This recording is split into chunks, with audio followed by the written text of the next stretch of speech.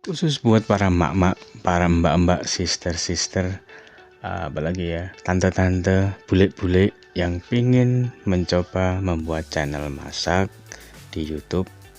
Ini tipsnya.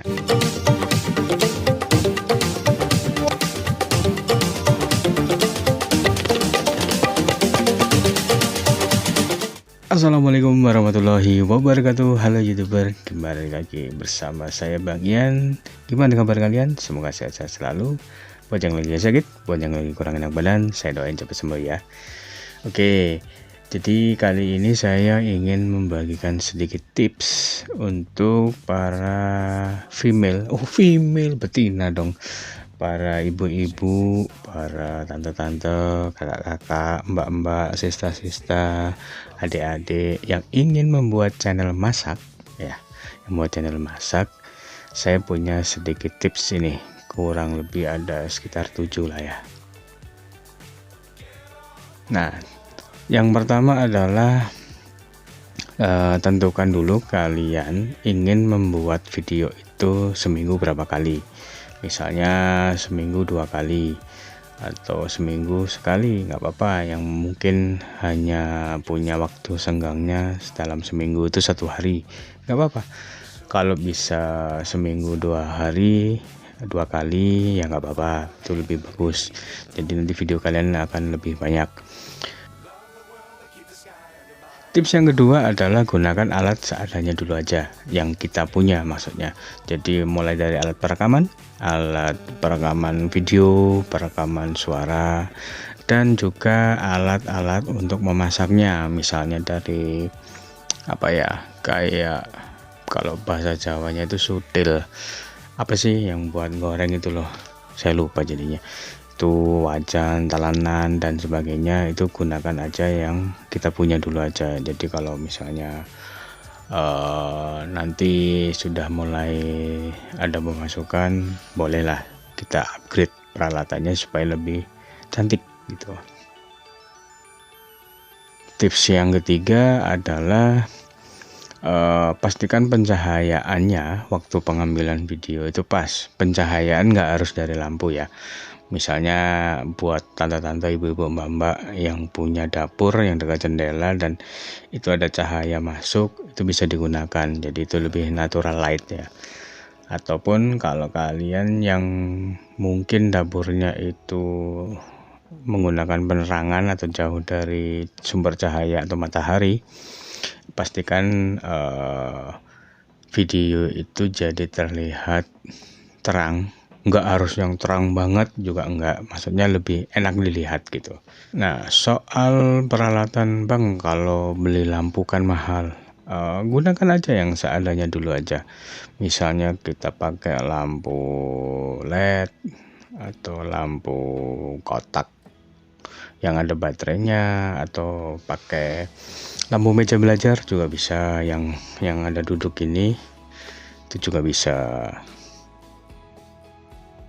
Yang keempat, jangan lupa nanti waktu pengambilan footage videonya itu ada pengambilan footage yang jarak dekat, misalnya lagi numis atau lagi nunjukin bahan-bahan dari si apa yang mau dibuat. Misalnya mau bikin nasi goreng gitu kan, nasi goreng bumbunya ini di deket itu ada garam, ada bawang putih, bawang merah dan sebagainya.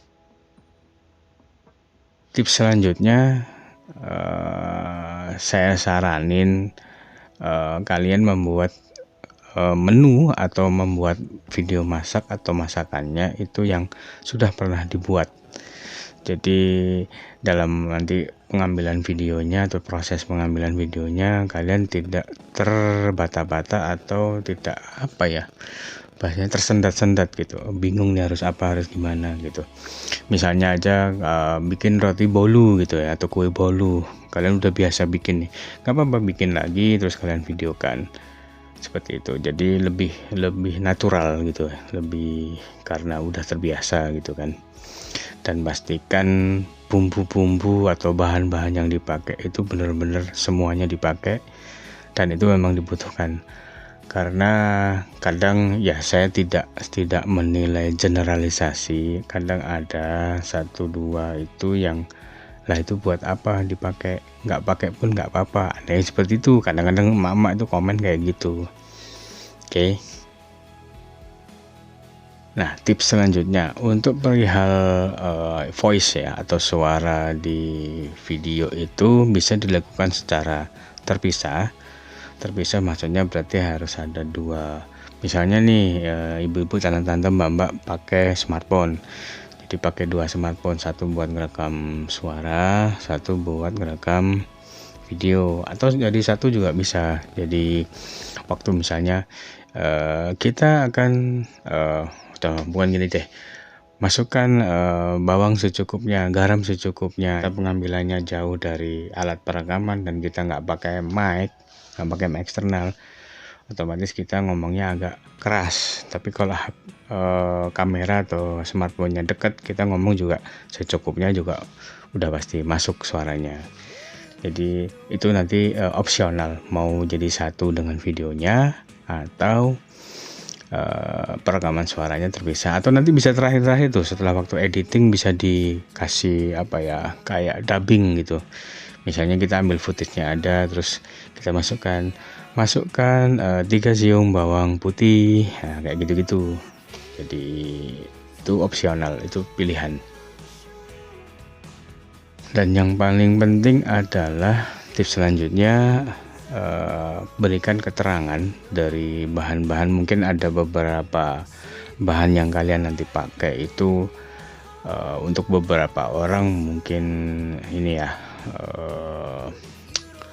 asing gitu, asing atau belum pernah mereka dengar atau pakai. Jadi misalnya kalian apa ya, kayak bahasa yang agak-agak keren gitu, ini pakai cinnamon. Nah, cinnamon itu dikasih keterangan di dalam video, cinnamon itu apa sih gitu. Atau apa ya,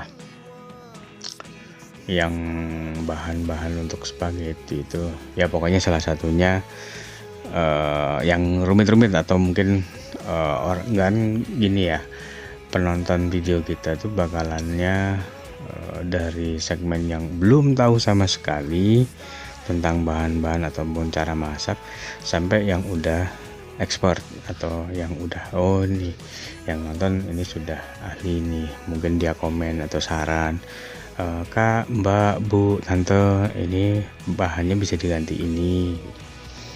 Jadi sebaiknya berikan keterangan di masing-masing bahan yang digunakan. Oke. Mungkin itu aja sih yang bisa saya sharing buat teman-teman semuanya yang ingin berkecimpung di dunia YouTube dengan membuat channel masak ya. Semoga sedikit banyak informasi yang saya sampaikan ini bisa membantu memberikan informasi buat kalian atau pencerahan. Semoga berguna. Terima kasih sudah menonton. Sampai jumpa di next video. Wassalamualaikum warahmatullahi wabarakatuh.